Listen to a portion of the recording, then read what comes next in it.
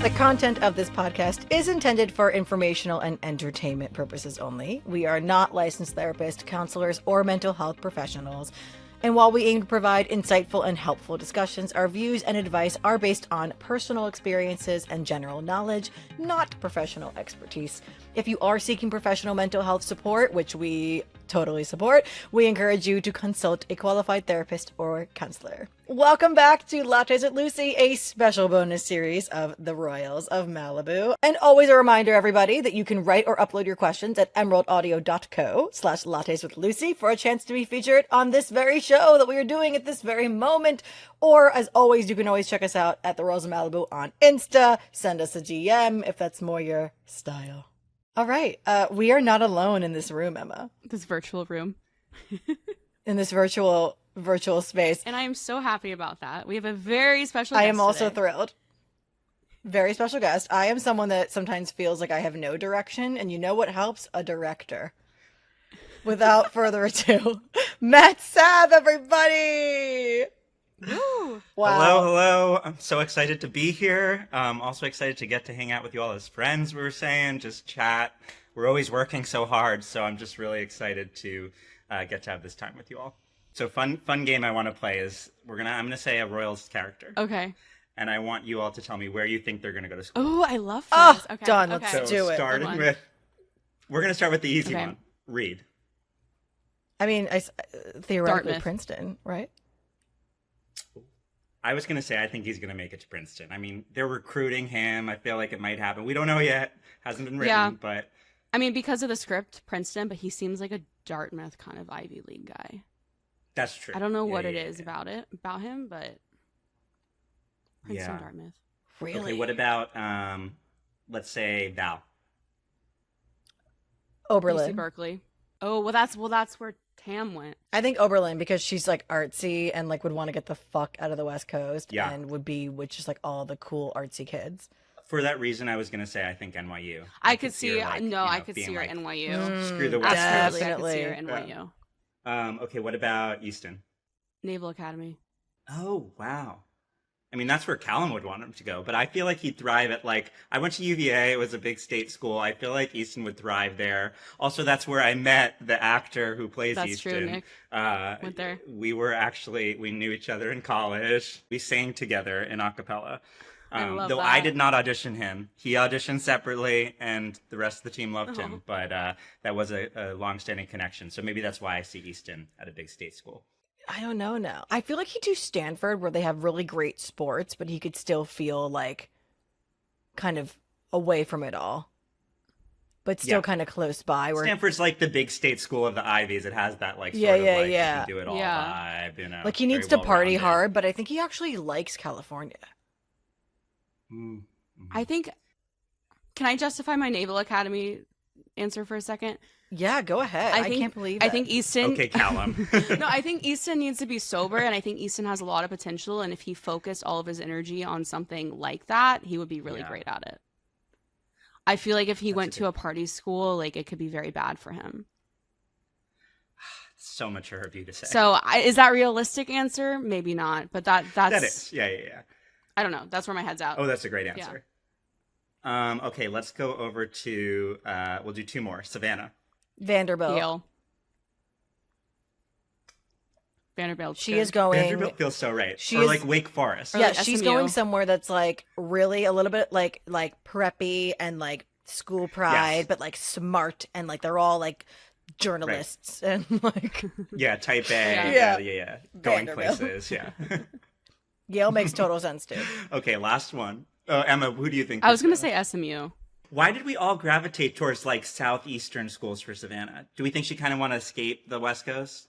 I feel like she wants to try something different. But I think she'd go to a school with good academics too, for sure. Okay, big one here. Where do we think Ella is going to college? I think Brown. I think she wants to go somewhere that's an Ivy and to feel like she's arrived, but she wants more freedom. And I don't think she wants to or needs to go where Reed is. But I think she likes the proximity. And I feel like she can be like fulfilling her purpose by going somewhere Ivy and elite, but to the artsiest of the Ivies. I like that answer. That's what I think. Emma, Maybe what do you think? Columbia? I could see her thriving in a big city. A New York City Ivy. And then she could also be I with think Val. They could both be in Manhattan. Exactly. Wait, never mind. I agree completely. I think the two of them are going to conspire. Maybe and they're even gonna go to Barnard. Columbia and NYU. Yeah. Maybe. She just like is like enough men, will say- ladies. Again, nothing has been written yet, but I could see Ella being a college dropout in the sense that she starts some kind of crazy business that blows up. I was thinking the same. And she pulls a Mark Zuckerberg Yes.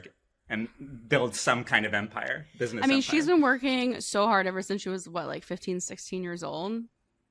Yeah. And she's so smart that I think Mm-hmm. she'll be fine. I can see her just starting her own business and not needing college. And I think it would be I really mean, not advising anyone. Yeah, I agree go with ahead. that too, in that like I feel like so much of her story has been like taking the different path, and I feel like in a way she will be continuing to forge her own path by not just like feeling like she has to go to college like everybody else. And I feel like that could work dramaturgically. I could also see her like going to like Paris or something, like studying in a different country. Yes. Just saying, my screw this. God. I'm going to completely try something new, leave the country. Yes. Yeah. She like gets an internship in Paris, and then it's like Ella in Paris. Yeah, exactly. And then it's bye Yeah. Reed, hello Francois. And then then she there's just some has her nice French little- dude. Ugh, and then oh my god, Wait, that's is like this all the prologue to Emily in Paris? Yes. This is it. This is Ella it. just becomes Emily in Paris. yeah. Oh gosh. Well, guys, we could talk about this forever. I love theorizing about the different Me too. characters. We didn't officially introduce who you are, Matt, which is the director of Royals of Malibu. Yes.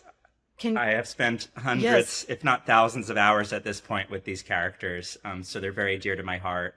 And, getting to work with you all has been a blast. What I do on the project is I work closely with Emma and our writers on story development. So we do a ton of scripts. Before we get to recording, there's so much scripting and re-scripting and making sure that every character's voice is popping off the page and making sure the story structure is all working to get those amazing moments, where things all connect or go horribly wrong, and timing that all out. And so, with the world building, the character building, the story outlining, the scripting, we do that all together. And then I have the beautiful privilege of getting to work with our incredible cast to go in the studio and record everything. And so, one thing that I know the two of you know is that we really pride ourselves in having everyone in the same room. It's not recorded remotely, so we can really get that palpable energy of those moments where characters are just connecting on such a deep level. Because at the end of the day, after 2 seasons of working on this, and however, God knows how many episodes, is it 26, Emma? 26, yep. 13 each season. Yeah, we're all pals, and you can feel that real emotion and that real energy in the performances. And so by this point, my job has become easy because everyone steps in the booth and it's like, I wish we could literally use every take. So at this point, instead of giving small notes, I'm mostly focused on, okay, well, how does this scene fit in the structure of the whole story? And are we moving the big pieces where we need to go?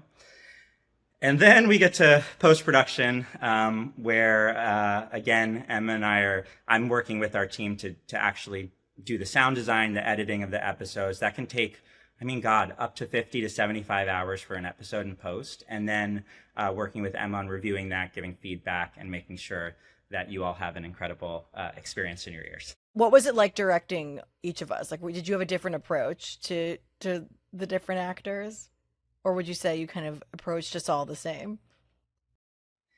Well, the level of talent, to me, it's all about casting, right? When you cast the right people who bring that unbelievable authenticity, and who inhabit the character so organically, again, we don't know where the scene's necessarily going to go. We can have these pillar moments, right? And so I think sometimes my job is to remind everyone of the moments where there's a turn in the scene, or if there's a certain momentum across the scene, like we're getting angrier and angrier and angrier.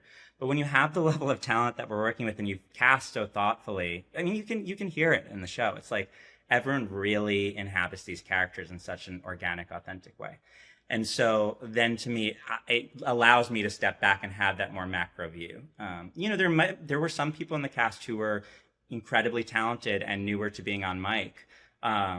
you know, and I think that was maybe more a confidence thing, because everyone we cast for a reason. And so I think that it shows in, the experience of listening to it. Wow. Do you have like a favorite moment, a favorite like directorial breakthrough moment for you while you were doing seasons 1 and 2? One of my favorite moments, it might have been at the end of season 1 or season 2, but Ashton, who is our incredible AD production manager, we're in there all week. We're there. I mean, I think it's like 6 or 7 days. It's like 10-hour days. We're recording with everyone. And Alyssa, being Ella, she's there for most of it too.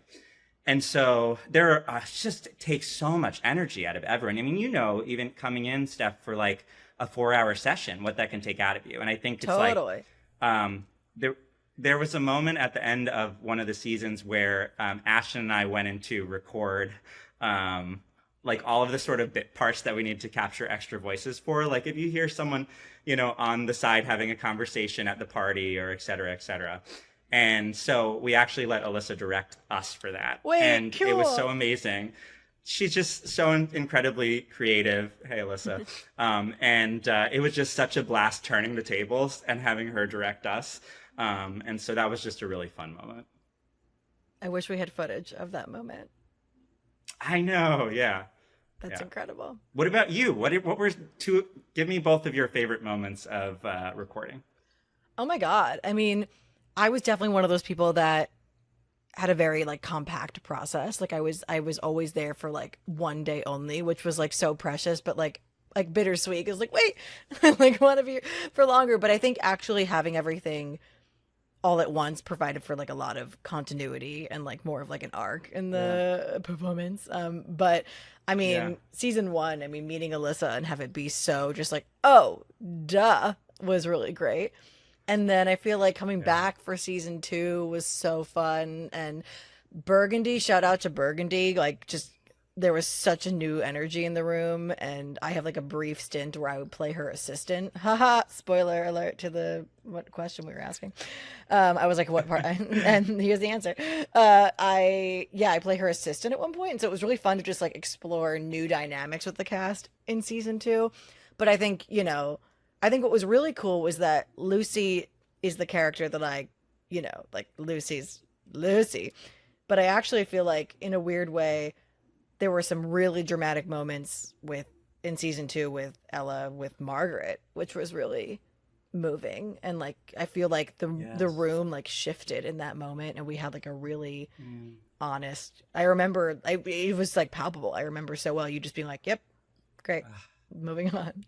But then also like those were my favorite moments. Yeah, it was so good. And I also feel like in the end of season 2 when Ella calls Lucy in the middle of the night, like all upset and freaked out, I feel like that was like, I was like, oh my God, I want more of this. I want more of like the actual tangible relationship between the two of them. But I mean, it was so great. 2 things to call out before we move on to Emma, to your favorite moment is, one, Steph, you're touching on the fact, I don't think a lot of people who are listeners know that a lot of characters are voiced, like Steph voices 3 or 4 characters in a season. And of course, you know her for Lucy, but yeah, she's also Margaret. And there are other people doing the same thing where, we're having them voice 3 or 4 people. And the way that they are able to just flex and inhabit all those different voices is incredible. And the second thing I'll come back to, but it's a comment on Lucy. But first, Emma, I want to hear, what was one of your favorite moments? Well, going off your point about how amazing these actors are at voice inflections, I really love the scene in episode 6 of season 2. One of my favorite moments was when Chris and Erica, who are Reed and Reed's mother, they record the flashback scene with the lasagna, and how Chris, who I think Chris is like in his 30s, how he was able to change his voice to sound more like, I think like a 15-year-old was so impressive to me. So I think just witnessing them perform that was really special. And you touch on those moments too between the, parental figures and the kids. And I think that's really beautiful. But one thing I really love about Lucy, particularly Steph, is I feel like the reason why I love this show is because Lucy in many ways is like the big sister of the series. Yeah. And I know like at the age that we're all at, like I don't have kids. I don't know what that experience is like. Nope. But I know, in semi-recent but not so recent memory of the experience of being a teen. And in many ways, like for me, there were shows like The OC and Gossip Girl that meant so much to me at the time, particularly The OC and the way that it, it just like leaned into the fun. It was my whole life of the time. Yeah, but it also presented characters that were real people and not some like constructed archetypes of what a high schooler is. And the third thing is just the beauty and kindness of their relationships. And I felt like in many ways working on this show was an opportunity. Like Lucy, to me, represents that sort of like big sister energy of like, hey, we know what you're going through. Like, we get it. There are highs that are extremely high and there are lows that are extremely low. And like, you're going to get through this. And that's why I just love every scene between the two of them. And I'm excited that we're also doing this show because I think, that was part of making this series is like, taking an honest look at those moments of those extreme highs and lows of being a young adult and how do you move through those, sometimes messily. And I think it's not always like a clean path. And that's what I like about our show is that it's not a clean path. But you will get through it. You really will. I feel like that's actually a great transition into helping some more of our fans because I just think everyone with social media, you only see what people are presenting. And that's obvious. We all know that. But what I think the nuance that gets missed is that, like, there's no way, unless you literally make a really vulnerable post being like, I'm not okay today, and here's why.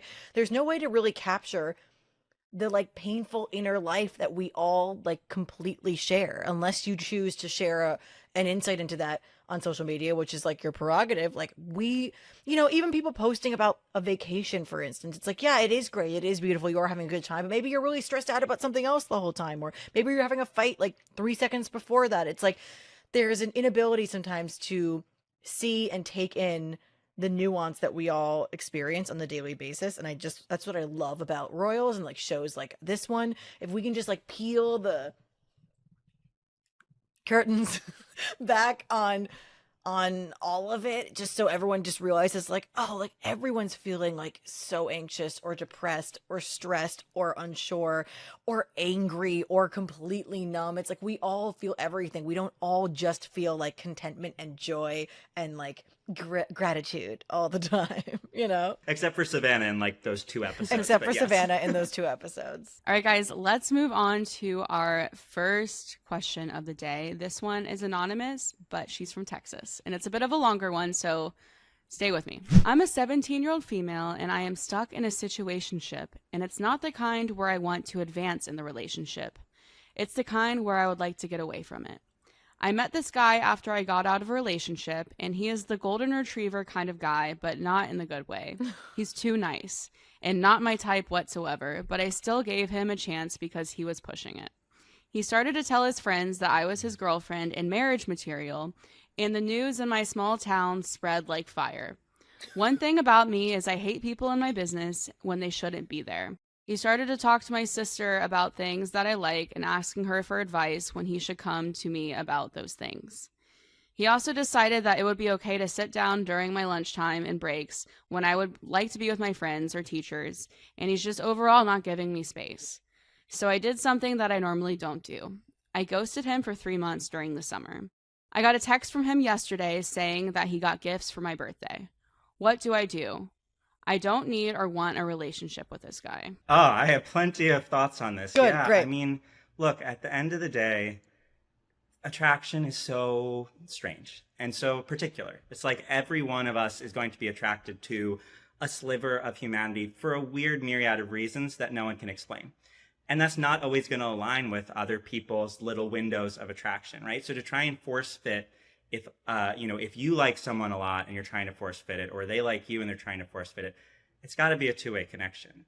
So I really think in this case, I wouldn't recommend waiting 3 months to say it. I would do it quicker. But I really think you're doing a favor to both people if you break it off, if you're feeling it's not the right fit. How you do that, we can get back to. But to me, it's like, this actually is a pretty black and white answer. Like, if you're not having strong feelings for someone, you're actually doing them a disservice by not opening them up to direct that love to someone else. And you're doing yourself a disservice because you're not freeing yourself to go and find the right person if that's what you're looking for. I really understand the impulse to ghost. And it's, I think this is one of those moments where, like, me being in my 30s, I've learned over so many years how to be more direct, and I still struggle with it to this day. At 17, I would definitely have ghosted, because it's like you're also, this is someone who, and all of the ways you mentioned in your like letter to us, is pushing your boundaries, love bombing, smothering, the talk of marriage at 17. Like, are you delusional? Like, I'm sorry. I also come from New York, where people don't just immediately get married, and I stand by that. I think that's ridiculous. I think this guy is way too much, and it's so overwhelming. And I think perhaps what maybe you were trying to do in ghosting was like, this guy, like, I can't give him any wiggle room. It has to be like a clean break. And also, I'm sure you were overwhelmed and like didn't know how to deal. But I think, like Matt is saying, the time has arrived to be firm and to stand by how you feel. You owe this man nothing. You are a situationship. It is unfortunate that his feelings have like quadrupled yours. And I know he's sweet, and it was absolutely the right choice to like give it a try. But at the end of the day, you are not feeling it. And like Matt said, it's time to set him free. And I think you can be like, hey, I'm really sorry I haven't been in contact the last few months. I know it's not a good look. To be honest, I just was really overwhelmed and not sure how I felt and needed some space. I've done a lot of thinking, and while I think you're so great, I don't think we're the right fit. And, I'd like to like move on and continue as friends. And like, bye-bye. You don't need I a love birthday that. gift. I was going to Goodbye. say, yeah. Goodbye. The directness is so important. I found at my age, I've dated a number of people, and some of them they've ended, some of the relationships I've ended, but I found being direct is also the best answer. Saying something really nice, like, you're really wonderful and I've enjoyed spending time with you, but I don't have romantic feelings for you. Like, I don't know why, but I think it's unfair to you and myself to continue this. And I have learned not to give a reason, because if you give a reason, they're going to pinpoint and be like, well, we can change that, or we can change this. Or when you've decided in your heart, you know that it's not the romantic connection. So just be clear about that. Keep it high level and be like, you're a wonderful person. If they're an asshole, just then ghost them or say F it. But like, see you later, see you never.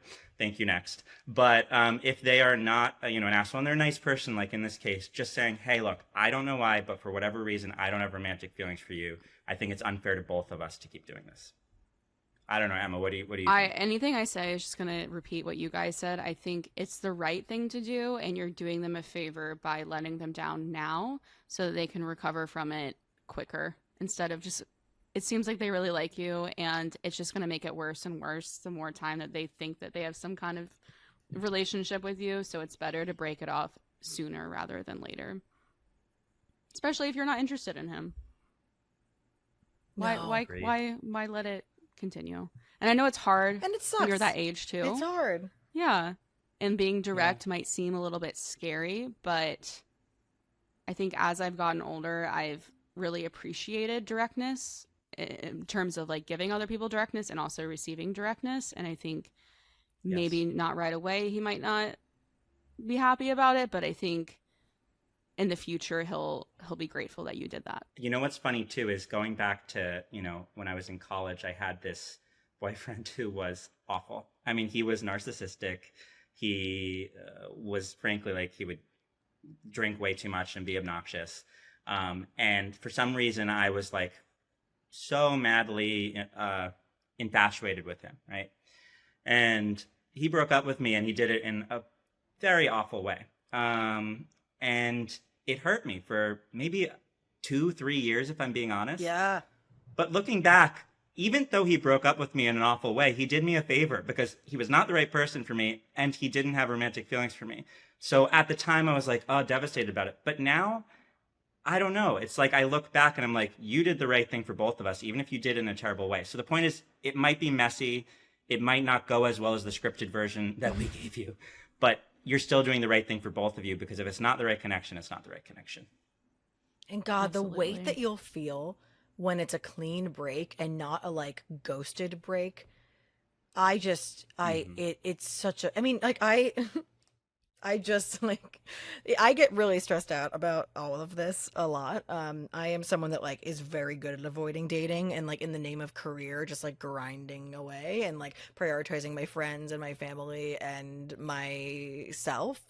And I feel like, even the other day, like I went on a couple dates with this guy, and like he was absolutely completely wonderful, but I was like, I literally was like, it just feels like a friend. And I think even breaking off something after 2 dates felt stressful to me because I feel bad. But like, and you get that text and you're like, oh, like there's always going to be maybe this impulse to ghost, because some people would, and maybe this is like a follow-up question to both of you guys, like, do you think ghosting is ever okay? I kind of don't, as someone that's like really trying to be as communicative as possible, unless of course someone's like dangerous, like of course ghost those people. And like the people that don't understand the meaning of no obviously like need more forceful action. But if it's just the normal nuances of normal human interactions that are consensual, I think it's just, it's such a weight lifted when you're like, hey, like, so great spending time with you, but you know, I'm just feeling like this is more platonic between us, but like I wish you the best. And then they're like, oh my god, great, like no worries. It's like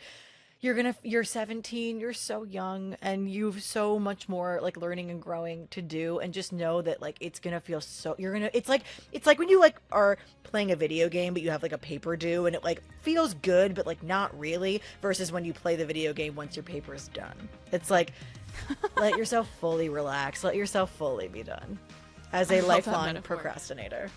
Okay, guys, on that note, we have been chatting so much, so we will be back next week with part 2 with Matt Sav, where we answer the rest of our questions. See you next week.